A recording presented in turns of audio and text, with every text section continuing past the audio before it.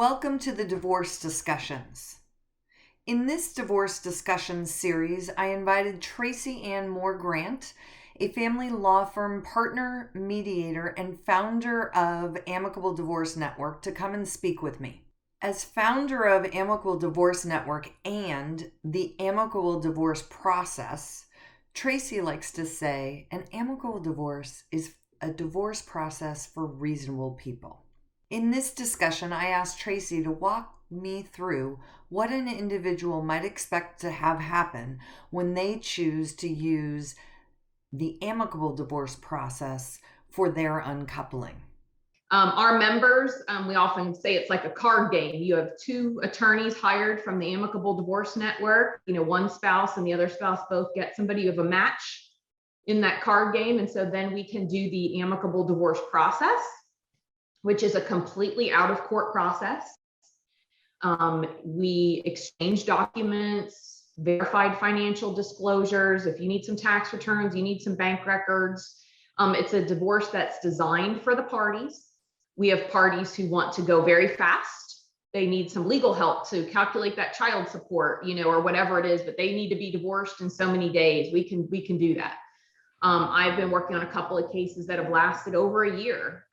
They maybe have special needs children or a business valuation or something actually more complicated. So as opposed to being stuck on the court's timeline, we can hit the pause button whenever that family needs to.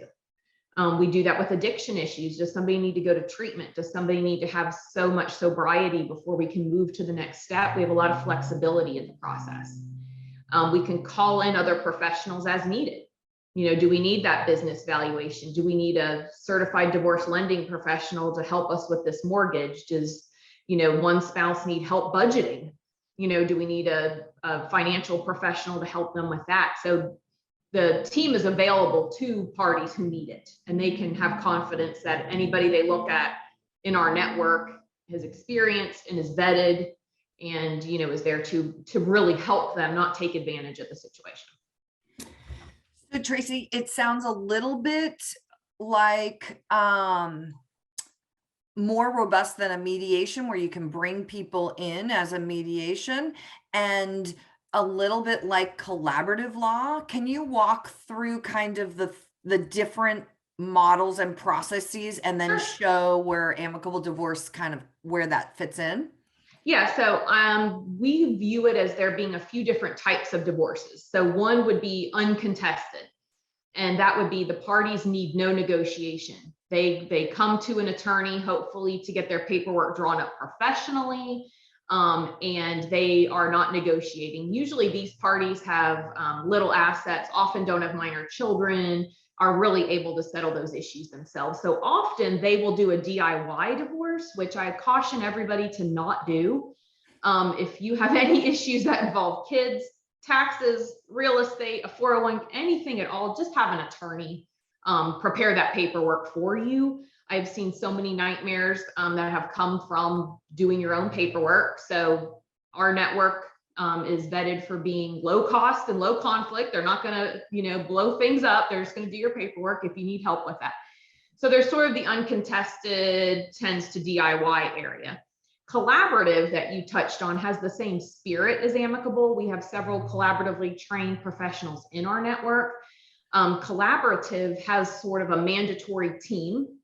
So when you choose to do a collaborative divorce, you have mental health professionals, financial professionals, coaches, and attorneys that are all have to be a part of this team, whether the family needs them sort of or not. And so from the professionals I've talked to, and I'm not collaboratively trained, that have done this, they've said, we find that sometimes it's not accessible for people financially. They may not be able to pay all these professionals to have a collaborative divorce. And some people can, and it works great for them, and they should do that. So we often say, if you have a collaborative mindset, Amicable is another tool in your toolbox. So the Amicable tool might fit you a little bit better. So in the same vein, it is parties and professionals who want to resolve things out of court and low conflict. Unlike collaborative, the other professionals aren't mandatory for the team. Your divorce will be designed for you. We might want to bring somebody in, but it would be with the client's, permission. We would advise them what's needed, and they would determine those choices for themselves and their budget and whatever's going on in their case. And we have more professionals available. For example, we have a post-divorce transitionist. We have, somebody that specializes in special needs children. We have insurance agents. So every family is different and might need different professionals on their team. The second major difference with collaborative, a lot of people don't realize that are the clients, is that if your case gets contested and has to access the court system, all of those professionals you enlisted in your collaborative divorce have to excuse themselves. And you have to start over with new professionals.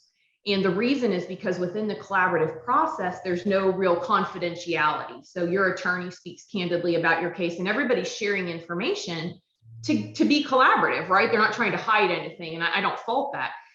So with us, you have a confidential process with your attorney. So I'm still your attorney. I'm giving you legal advice.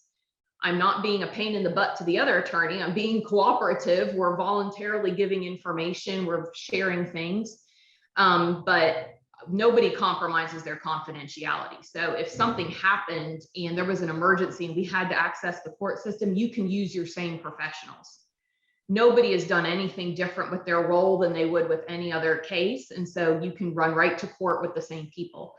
Luckily, in my experience of doing this now for a few years, it's only happened one time. So people have been doing a really good job of keeping it amicable. So it has the same mindset, but just a very different sort of process. It's more designed for the parties than being a set group that you're working with. Well, Tracy, that process seems very, very reasonable to me.